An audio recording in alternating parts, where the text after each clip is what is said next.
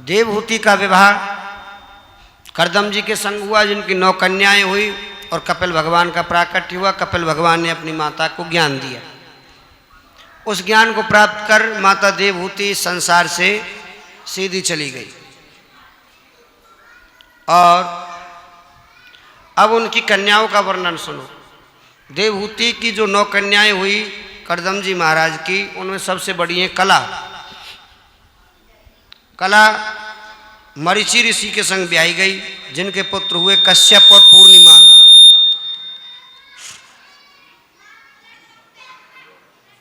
दूसरी पुत्री हुई अनसुईया, जो अत्रि ऋषि के संग ब्याही गई। एक समय नारद जी ने माता लक्ष्मी, माता पार्वती और माता ब्रह्माणी को ये जाकर बतलाया कि पृथ्वी पर रहने वाली एक स्त्री जिसका नाम अनसुईया है, जो अत्रि ऋषि की पत्नी है, उसके सतीत्व की शक्ति इतनी प्रबल है कि शायद देवियां भी उनका सामना नहीं कर सकती। तो देवियों को थोड़ी ईर्ष्या हुई। परीक्षा लेने के लिए ब्रह्मा, विष्णु और महेश को भेजा। ब्रह्मा, विष्णु, महेश तीनों आए। लेन परीक्षा अनसुईया की 3 देव मेहमान चले। शिव शंकर और जगत पिता में कमलापत भगवान चले। तीनों देव आए, भिक्षा की याचना की। माता अनसुईया ने भिक्षा तैयार की कि लीजिए भिक्षा। तो तीनों ने एक शर्त रख दी कि देवी हम भिक्षा तो लेंगे, हम तुम्हारे हाथ से प्रसाद भी पाएंगे, लेकिन तुम्हें हमारे लिए प्रसाद नग्न अवस्था में तैयार करके हमें खिलाना होगा। हम प्रसाद नग्न अवस्था में ग्रहण करेंगे। सतीत्व की परीक्षा हो गई। माता अनसुईया ने अपने कमंडल से जल लिया और उस जल से छींटे मारे। छींटे जैसे लगे वो तीनों देव छोटे छोटे बालक बन गए। माता अनसुईया ने उन तीनों बालकों को नहलाया, नहलाकर नए वस्त्र पहनाए, पलने में उन्हें अपना स्तनपान करा के दूध पिला के सुला दिया। ये सतीत्व की शक्ति है। हे राजन, तीनों माताएं उमा, रमा और ब्रह्माणी तीनों आई। अनसुईया माता से क्षमा याचना की कि हमने तुम्हारे सतीत्व की शक्ति को पहचाना नहीं था, हमसे बड़ी भूल हो गई, आप हमें क्षमा करो। तो ऐसा कोई सिद्धांत नहीं है कि ये सतीत्व केवल बड़े लोगों में ही हो, अच्छे कुलीन घरों में ही रहता हो। सतीत्व किसी के भी पास हो सकता है। प्रत्येक माता अपने सतीत्व की रक्षा करती है। हर एक माता अपने सतीत्व को बचाती है। हमारी बुजुर्ग माताएं तो अधिकांश अपने पतियों के सामने कभी बोलती भी नहीं थी। और पुराने समय में तो एक कहावत थी, वो एक बहुत बड़ी बूढ़ी मैया एक महात्मा जी के पास गई कि बाबा मेरो मन ना लगे कहीं भी, बाबा मेरो मन ना लगे कहीं भी, कोई ऐसो साधन बता जाते भगवान के भजन में मेरो मन लग जाए। और देख बुढ़ापा आ गयो, अब तो पतो ना है कब या संसार से चली जाऊं। मैंने कोई गुरु भी ना बनाए हुए, तो बाबा मुँह कंठी भी दे दो। बाबा बड़े भोले भाले कि लाली ठीक है, अब तेरी ऐसी इच्छा है तो ठीक है, हम तो कंठी दे रहे हैं और गुरु मंत्र भी दे रहे हैं, या तो भगवान भी मिल जाएंगे, तेरा मन भी लग जाएगा। बोले ठीक है। तो गुरुजी ने मंत्र दे दियो मैया को, कालिया मर्दन कंस निकंदन देव की नंदन तुम शरणम है। मंत्र कौन सा दियो है? कालिया मर्दन कंस निकंदन देव की नंदन तुम शरणम। मैया तो बड़ी प्रसन्न हो गई। आज तो बाबा ने कंठी भी दे दी और मंत्र भी दे दियो, अब तो जरूर कल्याण हो जाएगा। घर आ गई, सोचने लगी मंत्र याद तो कर लूं, कैसो मंत्र है। घर बैठ गई, कालिया मर्दन कंस निकंदन इतनी बोले और फिर चुप हो जाए। फिर ना बोले आगे, कालिया मर्दन कंस निकंदन, फिर चुप हो जाए।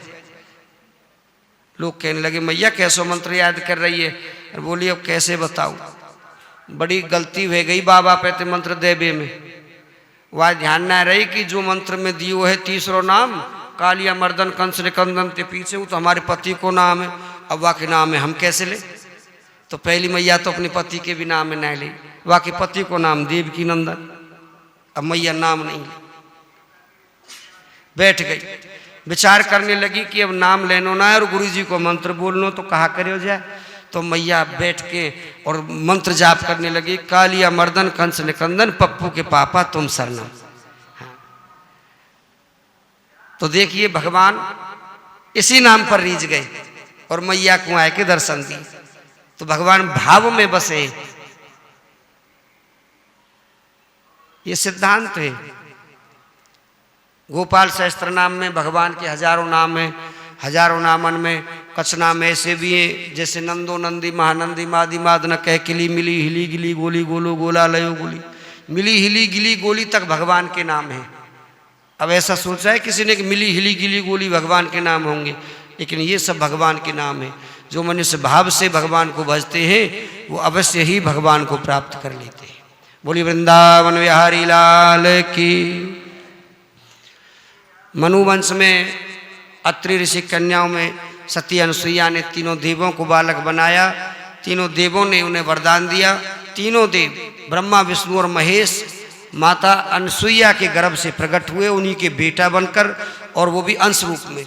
ब्रह्मा जी के अंश हुए सोम, भगवान विष्णु के अंश हुए दत्तात्रेय जो कि भगवान के षष्ठम अवतार भी हैं, और भगवान शिव के अंश से पैदा हुए दुर्वासा जी अत्रि और अनुसुईया के पुत्र के रूप में आए।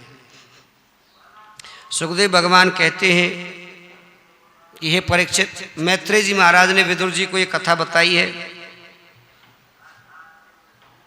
तीसरी जो पुत्री है प्रसूति, वो दक्ष प्रजापति के संग ब्याही गई, जिससे 16 कन्याएं पैदा हुई, जिनमें से 13 धर्म के संग ब्याही गई, एक अग्नि के संग, एक पावक पवमान शुचि हुए, और एक कन्या भगवान शिव के संग ब्याही गई।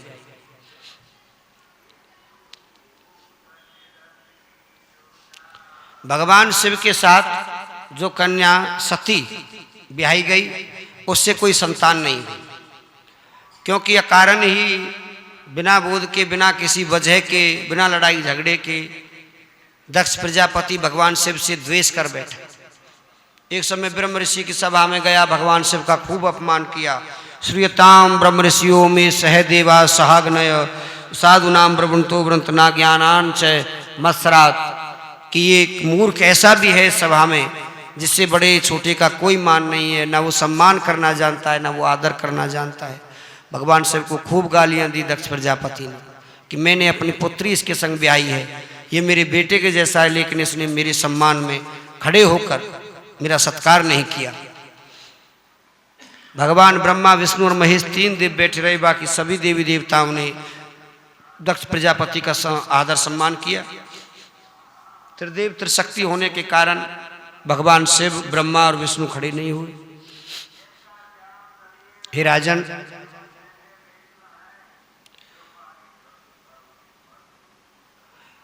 आज दक्ष प्रजापति ने भगवान शिव का अपमान किया और साथ में उसे श्राप भी दिया कि जो मनुष्य शिव को भजेगा वो अभिष्ट, बड़े बड़े नख जटाओं वाला, खाने पीने में कोई भेद ना रखने वाला, शमशानों में रहने वाला, ऐसा अभिष्ट होगा। इधर नंदी जी को क्रोध आ गया। नंदी जी ने श्राप दिया कि जो भगवान शिव की निंदा करेगा या सुनेगा वो मूर्ख अपने यथार्थ को भूलकर परम पद से भटक कर और मोह माया में लिप्त हो जाएगा, सांसारिक माया में 84 लाख योनियों में दुखों को भोगता रहेगा। भगवान शिव को भजने वाले ही भवसागर से पार होंगे। अब जो हरि और हर, भगवान विष्णु और भगवान शंकर में आपस में लड़ाई देखता है या द्वेष देखता है, वो मनुष्य बीच में ही अटक कर रह जाता है। इसीलिए भगवान शिव की और भगवान श्री हरि विष्णु की, राम जी की, कृष्ण जी की पूजा साथ किया कर। हरि हर निंदा सुनहि जे काना, होई पाप गौ घात समाना। गौ हत्या के समान पाप तो तब लग जाता है जब भगवान शिव की और भगवान विष्णु की निंदा या बुराई सुन लेते हैं।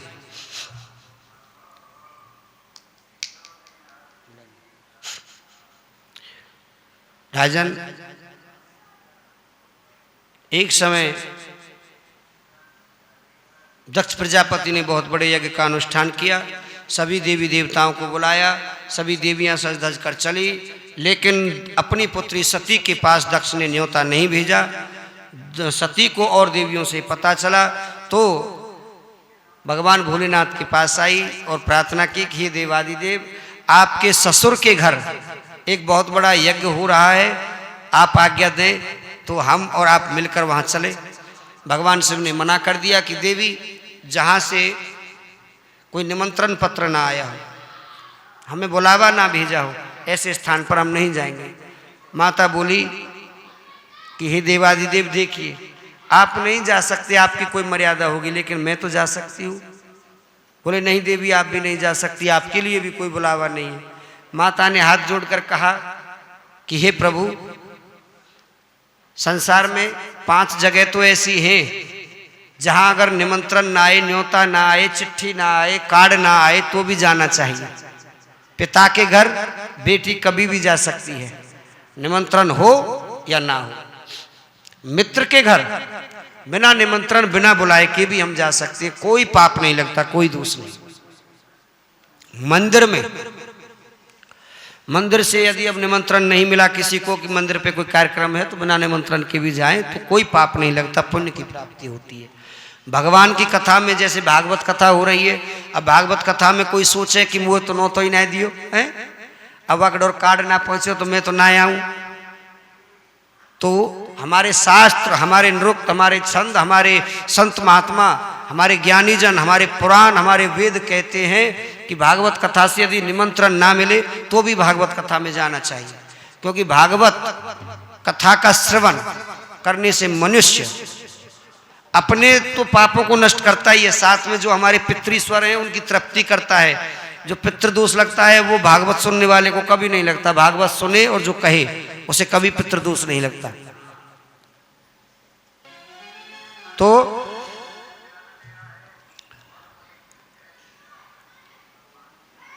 पिता के घर, मित्र के घर, भगवान के मंदिर में, भगवान की कथा में और तीर्थ स्थल पे बिना निमंत्रण के यदि हम चले जाएं तो कोई दोष नहीं है। माता ने खूब समझाया भोले बाबा को, लेकिन भोले बाबा नहीं माने। अब माता जिद करने लगी, भोले बाबा समझाने लगे, आवत ही हर्ष नहीं और नैनन नहीं सने, तुलसी तहन जाइए चाहे कंचन बरसों में, आवत ही हर्ष नहीं नैनन नहीं सने, तुलसी तान जाइए कंचन बरसों में, राम जी कंचन बरसों में।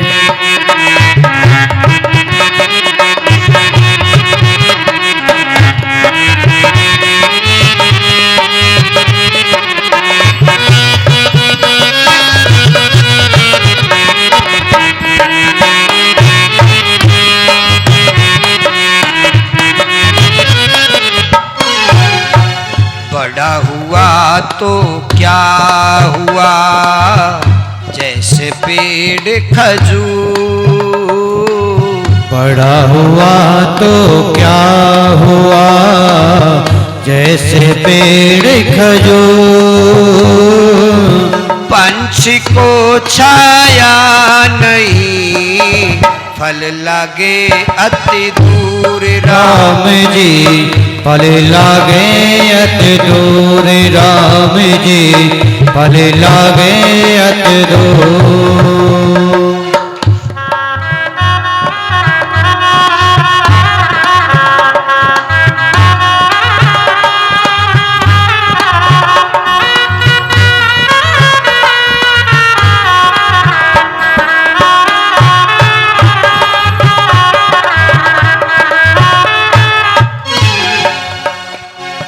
सांची लगन लगाइए ढीला लगे न दाम, साची लगन लगाइए देला लगे न दाम।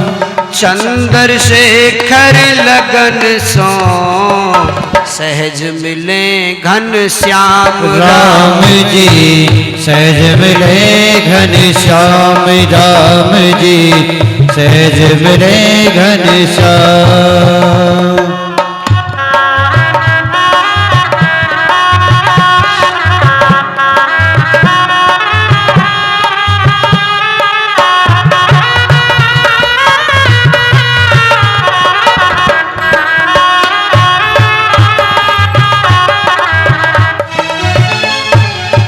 सती आज त्रिया हट कर बैठी तो महादेव जी ने अपने जो गण थे नंदीश्वर आदि गणों को माता सती के साथ भेजा। माता सती अपने पिता के घर गई तो किसी ने भी उनसे सीधे मुंह बात नहीं की, सभी ने माता सती का अपमान किया। एक माता ही ऐसी थी, माता प्रसूति अपनी पुत्री से गले मिली, बाकी किसी ने भी उसे गले से नहीं लगाया। सभी देवियां उसे देख देख कर हंसने लगी। माता सती को बड़ा क्रोध आया, पिता के पास पहुंची, पिताजी पिताजी। पिताजी ने अपने मुंह को फेर लिया, दक्ष ने आज मुंह फेर लिया। माता सती आज विचार करने लगी कि अपने पति से हट करके मैं आज अपने पिता के घर आई और मेरे पतिदेव ने मुझे खूब समझाया, मैंने उनकी आज्ञा का उल्लंघन किया और फिर भी मेरे पिता ने मेरा इतना अपमान किया, मेरे पति का अपमान किया। माता सती क्रोधित हो गई, कहने लगी कि हे प्रजापति दक्ष, तुम अपने आप में बहुत बड़े अहंकारी हो, तुमने देवादिदेव महादेव के स्वरूप को पहचाना ही नहीं, तुम उनके बिना इस यज्ञ को पूर्ण करना चाहते हो तो आज मैं तेरे इस यज्ञ को विध्वंस कर दूंगी। माता सती क्रोधित हो उठी और उसी यज्ञशाला में बैठकर योगाग्नि को प्रकट किया, योगाग्नि के द्वारा अपनी इस देह को भस्म कर दिया। बोलिए सती मैया की। सती माता ने अपनी देह को समाप्त कर दिया। भगवान शिव को जब ये पता चला तो बड़े क्रोधित हुए। भगवान शिव ने क्रोधित होकर अपने सिर से एक जटा उखाड़ कर धरती पर देकर मारी, इससे वीरभद्र पैदा हो गया। वीरभद्र प्रकट हो गया, बड़ी जोर से गर्जना करते हुए वीरभद्र दहाड़ते हुए भगवान शिव से कहने लगा, प्रभु मेरे लिए क्या आज्ञा है। भगवान शिव कहने लगे, हे वीरभद्र जाओ दक्ष प्रजापति के सिर को धड़ से अलग कर दो। वीरभद्र जी महाराज गर्जना और अट्टहास करते हुए आज दक्ष प्रजापति के पास पहुंचे और अपने एक ही प्रहार से दक्ष प्रजापति के सिर को धड़ से अलग कर दिया। बोलिए वीरभद्र महाराज की जय हो। सभी देवी देवता भय से व्याकुल हो गए। दक्ष प्रजापतियों के इस यज्ञ को पूर्ण करवाने के लिए सभी लोग भगवान शिव के पास आए, कहने लगे, हे देवादिदेव, यदि यह यज्ञ समाप्त हो गया, यह यज्ञ विध्वंस हो गया तो निश्चित रूप से अकाल पड़ जाएगा। अकाल पड़ेगा तो सृष्टि भूखी मर जाएगी और भगवान ने जिस सृष्टि की रचना की है वो समाप्त हो जाएगी। हे देवादिदेव, तुम तो इस जगत के रक्षक हो, करुणा के अवतार हो, दक्ष प्रजापति को क्षमा करो, इसे जीवन दान दे दो और इस यज्ञ को पूर्ण करवाओ। तो भगवान शिव ने आज्ञा दी, सबसे पहले जिस जीव का सिर मिले उसे लेकर आओ।